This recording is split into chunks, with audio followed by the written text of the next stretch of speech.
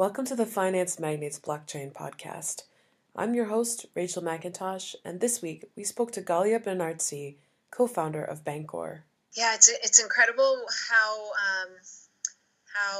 hard everyone is working in the industry. I don't know if this has been your experience with other projects or entrepreneurs that you've covered, but because everything is growing so fast and also changing so fast, and because the industry is truly global in a way that not many industries have been from day one, right? And because everything is live, because of the nature of these tokens and their liquidity, everything is very, very real time. Prices are changing in real time. And so the work has become completely 24/7. I can imagine. Your users and your contributors are around the globe in every time zone. Every hour something is happening, which significantly might affect either your strategy or your view on the world, or your partners, or regulation and your entire legal structure and what have you. So it has become a very all-encompassing kind of space to be in. It's incredible. Yeah, I feel like as a journalist, there's so many different things like every single day. So I can imagine as a, somebody in your position, like how intense that must be. But it's great to be speaking. I think you're like, one of the only women that I've interviewed. So I'm very, very happy to, be speaking to you just because of who you are, but also it's great to, to talk to a woman who's in the cryptocurrency space and, as high of a position as you are. Yeah, absolutely. And well, I appreciate that. And I'm happy to speak as well and to also represent sort of this topic. And I'll tell you, there's actually a tremendous amount of women in the space, and I think we would all be really well served by highlighting them. I can think off the top of my head, of Kat from Simply Vital Health and Crystal from Sense Token and Elena from Trezor and and Amber from blockchain at JP Morgan and Sheila from blockchain at World Economic Forum, and there are really and Kathleen from Tezos. There really are a tremendous amount. I think the founder of Lightning Network is a woman, Elizabeth Stark, as well. So there are plenty of women at the tops of their organizations, and not as many as there are men, of course, but since our awareness is in this place now, in this era, or at least getting more so, I think it'd be great to make kind of that conscious effort to feature them specifically, and cover their stories specifically. And I think it's good for everyone. I've been quoted in an article also talking about this topic, which is, what's at hand is really the opportunity to redesign the financial system and also redesign the entire economic fabric, right? The way that our systems connect to each other, the way that we understand and value privacy and transparency and collaboration. So these are like fundamental, architectures of society, of civil society. We have the opportunity to redesign it. Are we going to do it with just guys again? Like, that would seem like a big miss. We weren't at the table then, and that's kind of historical context, but we can certainly be at the table now. And I think that if we do make that effort to be at the table and to co-design a system that will support, all the humans, we'll end up with a much better system. So is that something that Bancor is working for, directly or indirectly? Yeah, well, so if you expand this concept of inclusivity and access, you could say that we're trying to do a similar thing for tokens. So what do I mean by that? And we'll get into it more when we talk about what Bancor is. But if you just start at the end of what Bancor does, Bancor allows any token to be viable and liquid, regardless of its volume. And that means that for the first time in history, small tokens, small cap currencies, lightly traded tokens, custom tokens, niche tokens actually have a chance to be, real currencies, so to speak. And what that means is real decentralization, right? If you go to just the most meta level, today the only organizations that are capable of creating viable liquid currencies are countries, like on the biggest level. Let's say corporates, if you want to count kind of airline miles or other corporate currencies as viable and liquid. And then in the world of tokens, only the largest ones, right? Bitcoin and Ether and maybe the top 100 are liquid. But if you look at society, we hope that this ability to create a currency which powers a network or a project or an album or a business or a solution, whatever is this economy being powered by this token, there might be hundreds of thousands and millions and tens of millions of these tokens, and if we're only going to let the largest ones be viable, be liquid, we're going to have this kind of exclusive, inside baseball type of structure, which historically tends to favor males, right? Males and also the wealthy and also the white, right? There's sort of categories of humans that historically have been in the small elite groups of access. And when you open things up and say, anyone can participate, you at least have the opportunity to see much more diversity. So if you say any token can be liquid, now you could have small currencies, you could have, currencies for projects that might not normally find themselves on exchanges. You could have, a great diversity in your token economy that today's exchange structure doesn't allow for. And I think if you ask me personally about Bancor, is the inclusivity thing something that we're aiming for and trying for? We see this kind of diversity of access to the creation of capital in society, or to the creation of of value instruments, which is what money really is.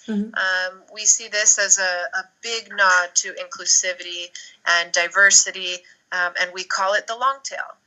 Really empowering the long tail of user-generated currencies to thrive, and the long tail will include, flavors of all varieties in terms of what makes a great token. And today we think of a great token as a big token, but I hope that in the future we'll think of a great token as a useful token, and one that any community of any size is getting value out of having. Okay, so when you say the long tail, that's just a term that encompasses these smaller tokens and things that aren't these big networks that you're talking about. Right. The long tail is actually a term that comes from internet terminology. Okay. It's a phenomenon which says that when you lower barriers to entry and you open up access, you'll often find that the long tail, meaning not the top hits, but all of the rest combined will represent more volume, and that can be volume of views like on YouTube, or volume of sales like on Amazon, or volume of traffic. You'll find that the long tail actually represents more volume than the head. So if you take, let's say, the top 10, you'll find that in the top 10 most viewed videos on YouTube, there's less traffic than the next million combined. And so that's an interesting shift that the internet and any kind of open and decentralized service allows us to tap into. And it's interesting also to think that each one of these, smaller, let's say, nodes in the long tail does not suffer by the existence of the other nodes. If you're surfing on YouTube for videos that you like, it doesn't harm you that there are millions of other videos that you don't like, as long as, of course, the UX and the search, and you can find what you're looking for. And this allows any audience to gather around any topic. We can start with what is Bancor, because that'll be a good frame for the rest of the conversation. So Bancor is a decentralized liquidity network. And what this means is that every token in the network is convertible for every other token in the network. So you can buy with any token in the network and sell for any token in the network. The way that the Bancor protocol enables this is by truly networking tokens to each other. So it is connecting each token into this network, and that's what allows for what we call this continuous liquidity. You mentioned that your readers may not want to get too technical, so I'll just say in a few sentences what is the technology paradigm behind this. Bancor utilizes smart contracts to allow tokens to own balances of other tokens. And that ownership basically creates the conversion mechanism. So I'll give an example to illustrate. The BNT, the Bancor Network token, owns a balance of Ether in what we call its connector. It's a module within the smart contract. And BNT can always be bought by depositing Ether into that balance, and it can always be sold and withdrawn and result in a withdrawal of Ether from that balance. So you can think of it kind of like a vending machine that holds, Bancor and Ether. You can always put in Ether and get out Bancor, or put in Bancor and get out Ether. And because Bancor has this mechanism to every token in the network, by what's called transference, every token in the network has this mechanism to every other token in the network. So you can think of it, this is a very simplistic metaphor, but you can think of it like a vending machine that accepts all tokens and will return to you all tokens. And the Bancor protocol essentially standardizes the mathematical formula by which these conversions happen. So when you deposit Ether, this mathematical formula calculates how much Bancor you'll get for that, or vice versa. If you deposit EOS, the mathematical formula will calculate how much status network token you get for that. And it does this for every token in the network continuously. And to summarize that math and how it works, it basically balances the network. So it does this through a ratio mechanism where every token maintains a constant ratio to every other token. And this is, of course, a very dynamic system. If you go back to the vending machine metaphor, people are constantly depositing and withdrawing every token and every other token. And so the balancing mechanism will maintain these ratios between the tokens, and that's how the math produces the price of any token at any given time.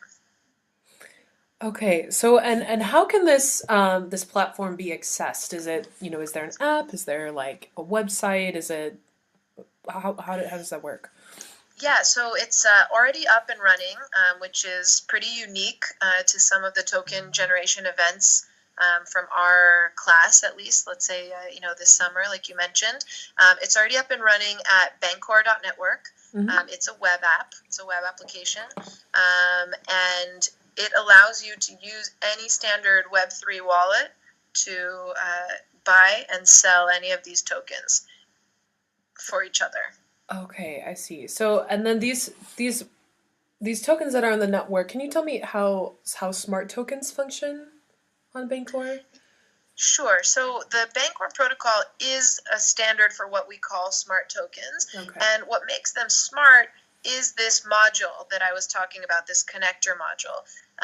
So the connector module is that balance of tokens that a smart token owns, and it allows the smart token to always offer the token it's connected to in exchange for the smart token. So this is that vending machine concept. So a smart token will utilize the Bancor protocol, will deposit this balance into its own smart contract, into this connector module, and because of this structure, it will always be able to be bought for the tokens that it's connected to, and it will always be able to be sold for the tokens that it's connected to at this mathematical formula.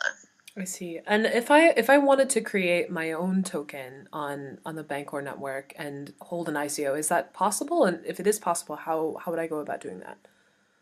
Yeah, so the full self-service token creation and launch that you're describing is still a couple quarters out. Okay. Today, what you can do is create a smart token. You can't actually launch your what we call a TGE, a token generation event, on the Bancor platform, but you can bring your token that you have done a token generation event for, and immediately integrate it into the Bancor network and give it this capability to be continuously bought and sold for any other token in the network. Okay. And what are the advantages of using Bancor as opposed to one of these other networks that, are commonly used to hold ICOs and should generate tokens like the Ethereum network, which is, people build ERC20 tokens, for example? Yeah, I would say that today there isn't one platform that folks are launching their tokens on. Mm-hmm. For the most part, what we're seeing in token launches are very technical teams that are creating all of the software in-house. So I don't know of a platform that is live and running that is like the industry standard for launching tokens. What people usually like to compare when they think of the Bancor product today is, what's the advantage of offering your token to be liquid on the Bancor network versus, let's say, other centralized exchanges, right? Like Bittrex or Bitfinex, or any of the exchanges that we know, or the decentralized exchanges that we know, like Ether Delta and products like that. So the benefits of using Bancor are many, and it's important here to say that the Bancor method is a completely new paradigm in exchange. We've never before had a system that would allow for buying and selling of assets or digital assets without matching a buyer and a seller. Right. So in all of the examples that I'm citing, whether they're centralized exchanges or decentralized exchanges, the very act of converting your tokens from the tokens that you have to the tokens that you want is finding another party that wants to buy the tokens that you have and sell you the tokens that you want, right? And so this matching of buyers and sellers is historically dependent on volume. The more volume of buyers there are and sellers there are, the more likely you'll be matched at the price that you want for these conversions or these exchanges. In the Bancor network, because of the vending machine method that I described, you never need to match a buyer and a seller. The vending machine itself, the smart token architecture, is always the buyer if you want to sell to it, and it's always the seller if you want to buy from it. And so what that effectively achieves is that in the Bancor network, you can separate liquidity from volume. And that's really the topic that we kind of started with, which is you no longer have to be a very high volume or a highly traded token in order to have liquidity and allow people to buy your token and sell your token as they see fit. So it's one of the benefits that I like to highlight, which is liquidity in the Bancor network is completely disconnected from the volume of your token. That doesn't mean that high volume tokens don't enjoy great liquidity in the Bancor network. We recently listed EOS, activated EOS. They're a very high volume token, and they have very high volume on the Bancor network, and that's great. But we can also provide liquidity to tokens that aren't being listed wherever EOS is being listed. And so it really is the best of all worlds. Another beautiful thing about the Bancor network is that there are no fees in the Bancor network. This comes from a few factors. First of all, the Bancor is a nonprofit foundation, so it's a Swiss foundation, and it is not looking to build a business on conversion fees, which is kind of the standard business of traditional exchanges. The TGE allows us to build the network, and the value in the network is accrued to the BNT token itself. So in order to connect your token to the Bancor network, you do so by staking some BNT, some Bancor network token, alongside your own. And so the more the network is used, the more the BNT token becomes valuable over time, which really allows the network not to pass on fees to users. The only fees that users pay in the Bancor network are the Ethereum, the underlying Ethereum blockchain fees. So I would say that's another great benefit. Okay. So I'm just curious, is there, any sort of vetting process for tokens that are listed on Bancor, or do you feel that that's a necessary thing if there isn't one? So the Bancor protocol is open source, meaning that anyone can utilize. I'll just stay with the metaphor since we started with it, so hopefully it will be clear throughout. Anyone can utilize this vending machine method that we've invented and now standardized. Meaning that any token can list itself in the Bancor network. That said, if there's a problematic token, obviously it behooves Bancor to deal with the situation from a publicity standpoint and from a user experience standpoint. But the network itself is open source, and the network is built to be resilient.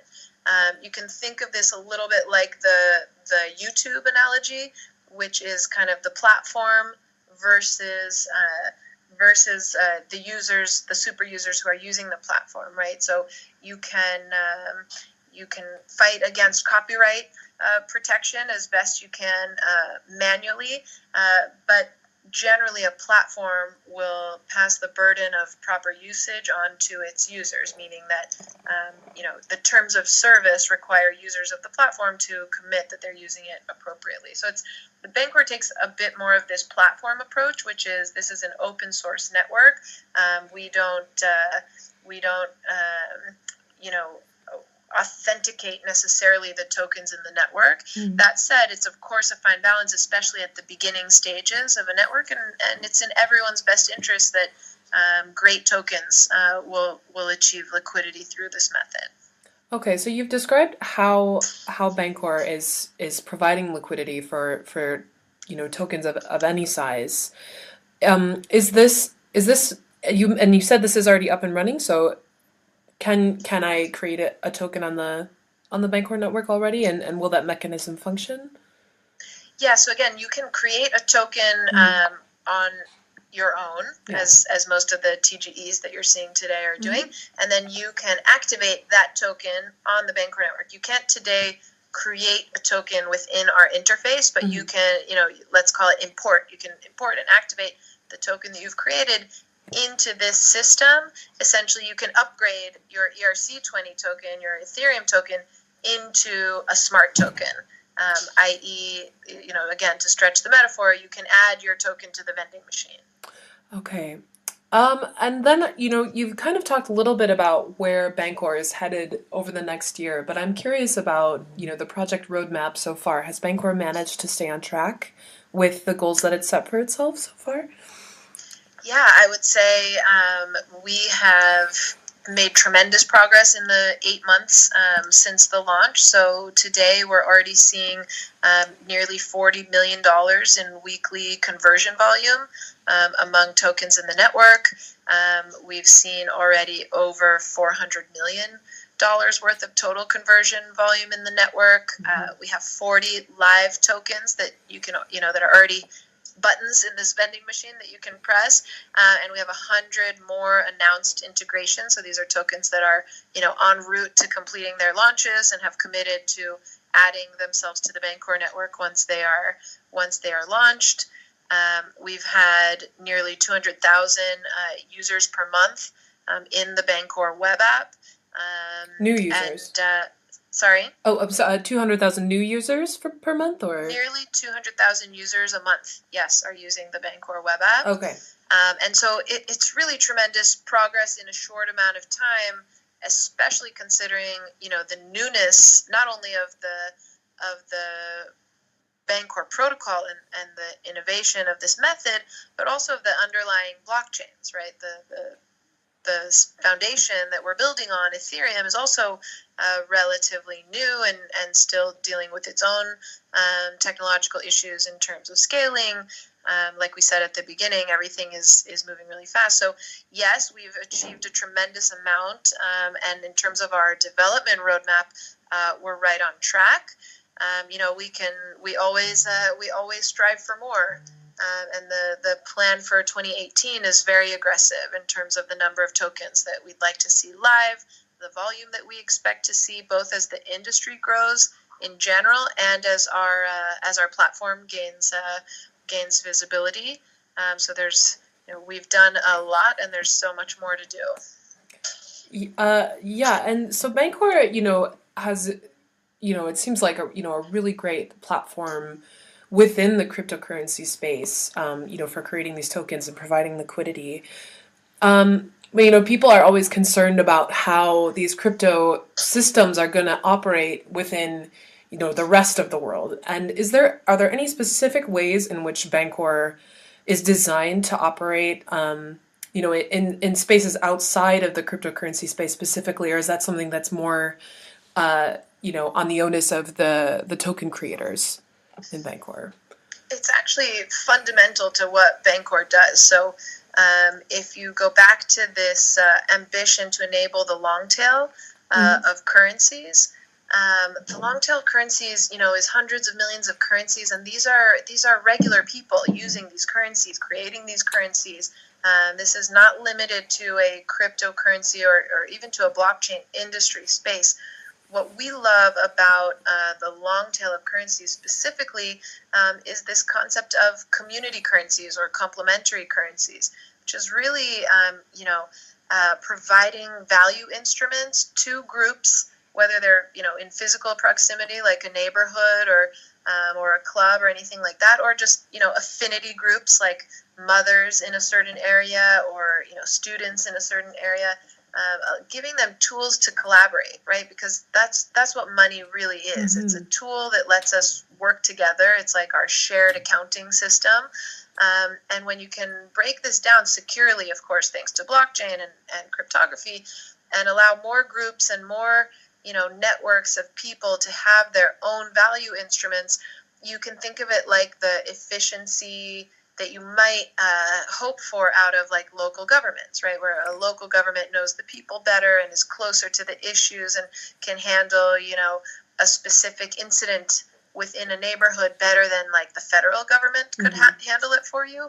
And it really is the same thing with monetary instruments. So we have our national monies, and those are really great, in some ways for our mass collaboration, but smaller groups can actually collaborate much more efficiently with these custom tools and these custom tokens. And so when we look forward, and I don't think we're that far away, there are a few different moving pieces that will get us to this vision, but when we look forward at 2018 and 2019, we certainly see the mandate of cryptocurrencies as allowing the mainstream consumers to benefit from what these tokens have to offer, and whether that's the tokens we know today, like Ethereum and Bitcoin, being more usable and accessible, whether that's services like remittances and payments and banking services for the unbanked, or even identity services for for refugees. There's no lack of use cases, but it really is the more meta narrative of allowing groups to collaborate and to govern their collaboration, including economic collaboration, in a more custom and opt-in way than we've ever seen before. And it really is only the mainstream, the mass adoption of these technologies that is truly interesting. Yeah, there was actually a woman in Detroit who was running for mayor, and one of her platforms was that she wanted a universal basic income through Dcoins. She was going to make a blockchain for Detroit. So that's really cool that you brought up the community coin thing. Yeah, actually, the president of the Bancor Foundation is a guy named Bernard Lietaer. He's a really interesting man with a good body of work, some fascinating books around, what is money and how can we make money better.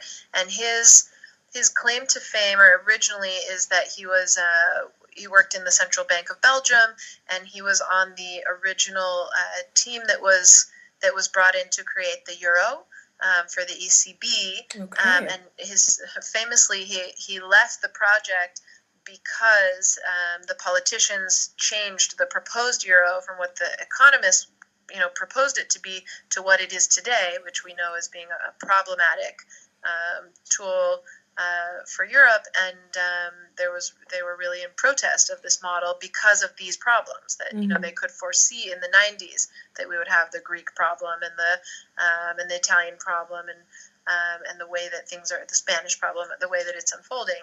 So Bernard then went into academia and really studied this topic of community currencies and how can you create more well-being and more abundance for communities, knowing that the political and financial system at the top is not going to supply these tools for people, or not going to effectively supply them. Mm-hmm. So I really encourage you to check out his work, and we can send you some videos and some links to his work, which you might find interesting, right on this topic of how can communities utilize their own generated currencies to achieve the effects of what universal basic income comes to offer, which is, basic welfare, basic well-being. Maybe it's housing, maybe it's food, maybe it's dignity. There's a few different ways that you can measure what basic means. Mm-hmm. But certainly, community currencies have a strong role to play, because you can think of it like a quantitative easing for a specific community, right? It's like airdropping a new budget on people. And if you believe that these specific people that you've airdropped the new currency to can find ways to exchange this currency amongst each other and supply each other with the basic needs, whether it's food or housing or well-being or otherwise, we can create this mesh network of universal basic well-being through cryptographic tokens. Okay.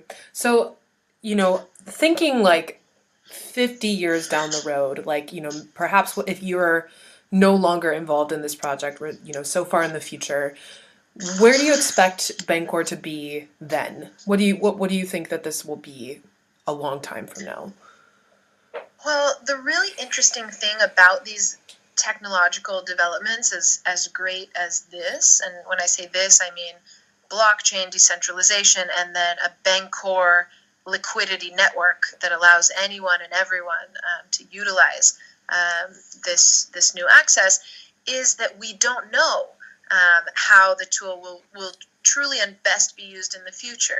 It's like, if you look at the internet in the 90s, we for sure knew that Yellow Pages would become yellowpages.com, right? Or that the Encyclopedia Britannica would become encyclopedia.com. But did we know at the beginning that we would have Wikipedia, where everyone could crowdsource the encyclopedia and it could change in real time and we could vote on how it would look? Or that we would have Yelp, where we'd have a yellow book, Yellow Pages, with everyone being able to upvote and downvote and kind of change a business's rankings in real time.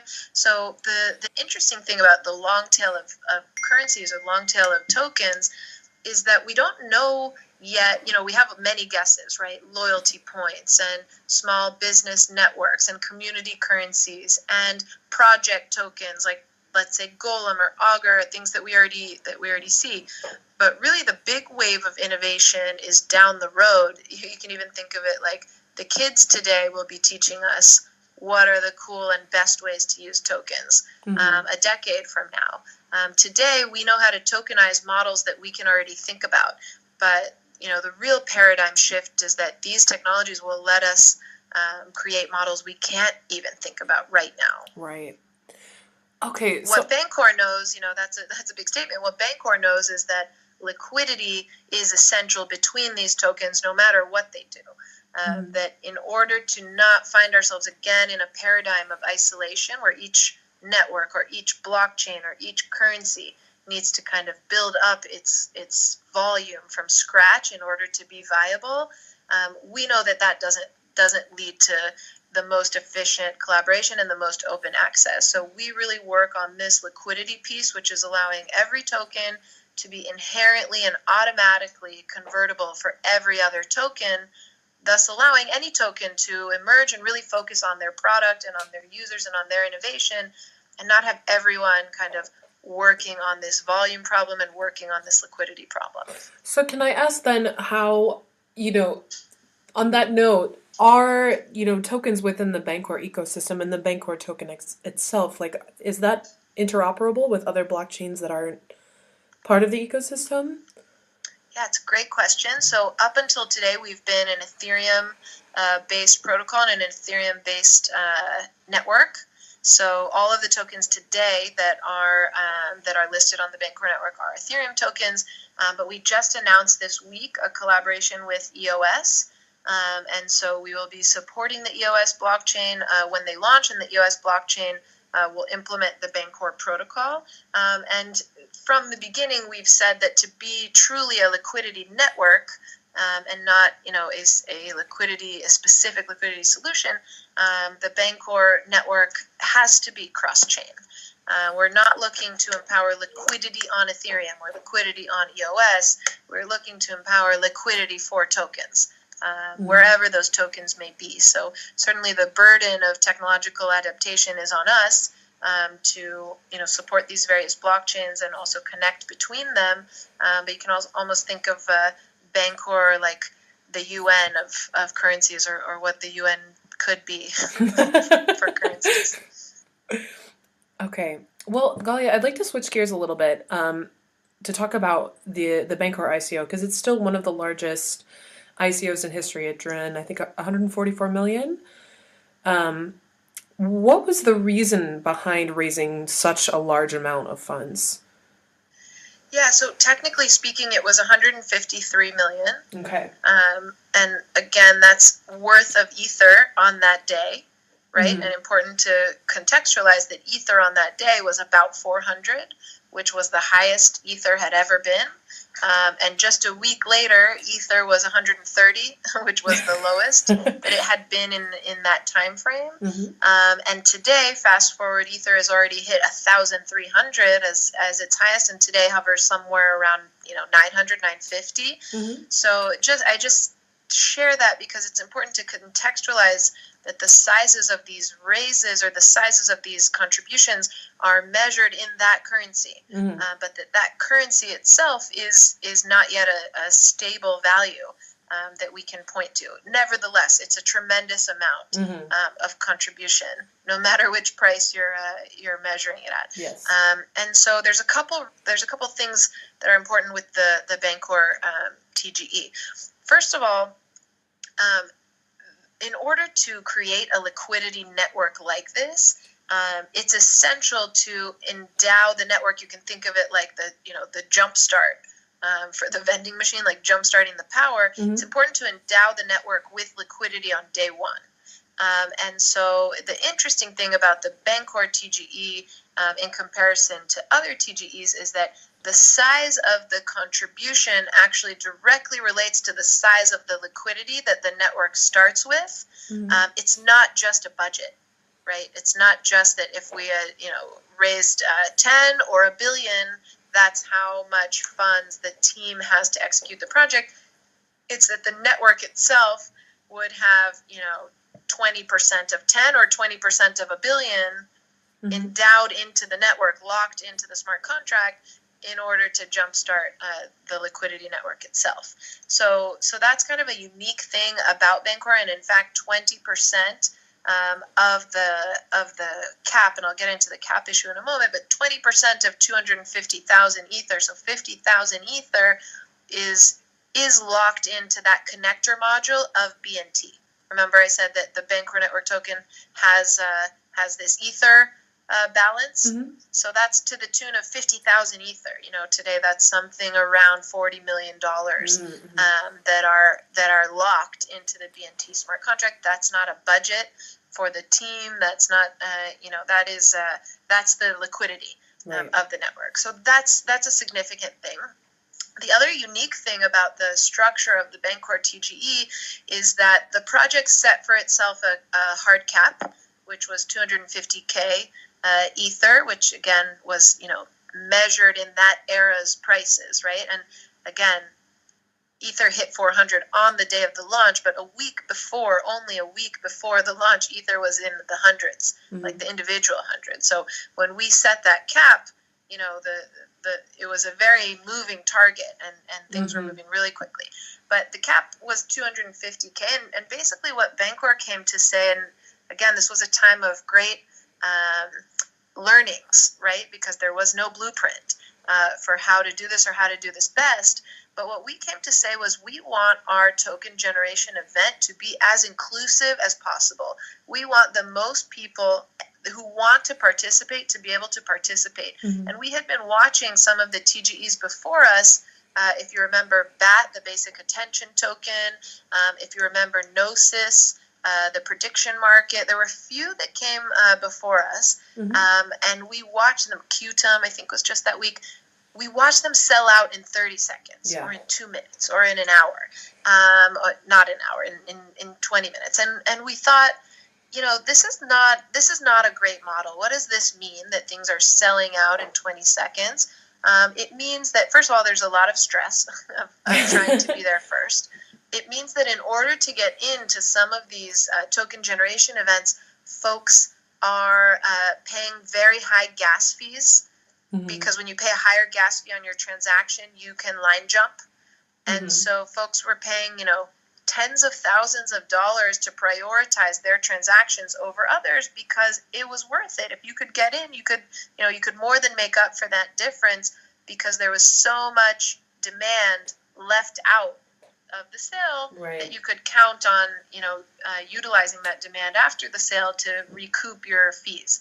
So you ended up with the situation where, again, the wealthier you were or the larger your transaction was or the more inside information you had to be able to get in early, the more likely you were to get into these token generation events, the more likely you were to make money from the demand that was left unsatisfied outside. Mm-hmm. And we thought this is, more of the same. This is the system that we've already seen. The wealthy get wealthier. Those with access get more access. And we wanted to create a model that was different. And so what we came up with at the time was, let's set a cap for the project, but let's also say that within a certain time frame, everyone who wants to get into the project can get in. Mm-hmm. There will be no line jumping. We set a max gas cap for the sale, meaning for the generation event, meaning that there was no possible way that you could skip the line no matter how much money you have. Okay. And let's let everyone in for the first hour. And in order to handle this backlash that we would get of, hey, you might raise 100x what you actually set out, you might, experience contributions to the tune of 100x of what you set out or what you thought the project might need. We said, you know what, everything above this cap that we're setting. So if that is the case and this hour of allowing anyone to participate yields a tremendous amount of contribution, more than we had planned for, all of that delta will go into what we called the price floor contract. All of that delta will be stored separately and will be sitting there and will be available to the community to essentially sell back their BNT at any time and get back their Ether at any time. Mm-hmm. And the purpose of that was really to create a kind of, calmness and a sense of stability in order to guide the token in its first few weeks out of the gate. Because what we were seeing, again, with many of the other launches was these, very, very high octane sales and then huge spikes and then huge crashes. Mm-hmm. And we wanted to do something different. We wanted everyone to be able to participate, and we wanted to create the kind of stability that would, behoove a network like this that is meant to be very open and very accessible and very long-term and stable over time. So that was our thinking, and these were, the best ideas that we had to achieve those goals. And then came reality, which was that in the first 20 minutes of our token generation event, a couple things happened.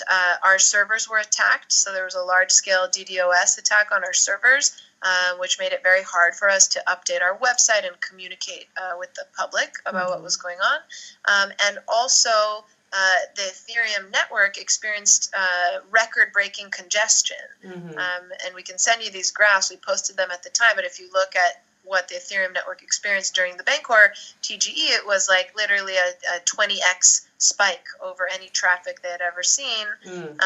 And this caused transactions not to clear within this first hour that we had promised the community would be open to everyone. And so that generated, a real-time decision that needed to be made about how to handle that. Do you just shut it down and not achieve the goal of allowing everyone to participate, or do you extend the time and allow everyone to participate, but not achieve the goal of being open for 1 hour only? And what we decided was that the goal was not the hour, the goal was the participation, to allow as wide of participation as possible. And so at the time we extended the time frame to allow some of the clogged transactions to clear. I think, if hindsight is 2020, and today we have many, many more blueprints, both for what to do and what not to do, and how to handle these things. It's important also to remember that the innovator's dilemma is that you don't know at the time, what to expect and how things will unfold. But when I speak to teams that are launching tokens and I give them, my insights on do's and don'ts, it's first of all, expect the unexpected. So there's a lot of things to anticipate going wrong. One of the more impressive feats of the Bancor TGE, I believe, is that despite it all, we managed to maintain a very, very secure environment. You can imagine that collecting $150 million worth of Ether is no simple feat. Not even one Ether was misplaced or hacked or stolen. And everything is safe and secure. And this is a very, very big technical undertaking, especially for teams that are not very well capitalized when going into these projects. And so I tell teams to expect the unexpected, to really think through security, and to really think through how they're phrasing the parameters of the event for their audiences and for their contributors, and allowing everyone together to understand what is known and what can't be anticipated ahead of time, and maybe how the team thinks about real-time changes or real-time adapting to the realities on the ground.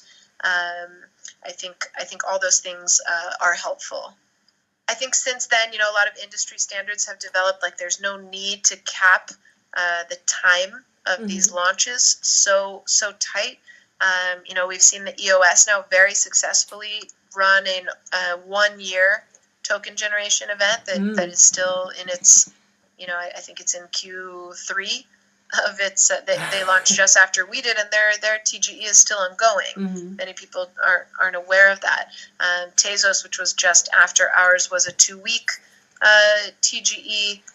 Many are doing month-longs, and I think that this bigger, faster is not necessarily better. I think that every project can really think through the custom design which achieves their goal. And again, if I go back to the Bancor, what Bancor was trying to achieve, I think we absolutely did achieve it. We had almost 11,000 contributors to the token generation event, which at that time was an unheard of number.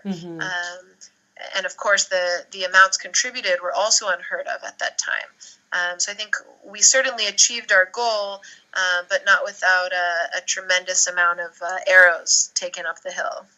Yeah. So now that that it was a, I guess you could say, a different time when the Bancor ICO took place. Since then, governments and financial institutions have been kind of scrambling to find ways to regulate ICOs. We've had bans in China and Vietnam and Morocco and different places like that. How do you think that regulations, in the next, 2 to 5 years, how do you think ICOs will change? Can you say that again? Yeah. Just how do you think that regulations, will affect ICOs and how they're held within the next 2 to 5 years? I think it will affect them tremendously. A lot of the energy that the teams are expending going into these projects is really around structure, regulatory and legal structure. I think if we had more streamlined blueprints for how to do this, teams could be spending much more of their time on their tokens and on their teams and on their products. So I think that will really help. I think that we'll have a lot more best practices around consumer protection. I think we'll have a lot more best practices around KYC and what are the different parameters that folks want to be understanding about their audiences before, during, and after these kinds of launches. Mm-hmm. So I think it's only going to get better. Of course, the jurisdictions that will create regulations that will be, very, very unfavorable to these kinds of projects will find themselves not having these kinds of projects within their jurisdictions. That said, I don't think the world will find itself not having these kinds of projects. I think that this technology has, in a sense, passed the point of no return. But we really look forward to the next few years of really healthy dialogue and collaboration between entrepreneurs, technologists, business folks, and regulators, so that we can create, a great world that we all want to live in. Right.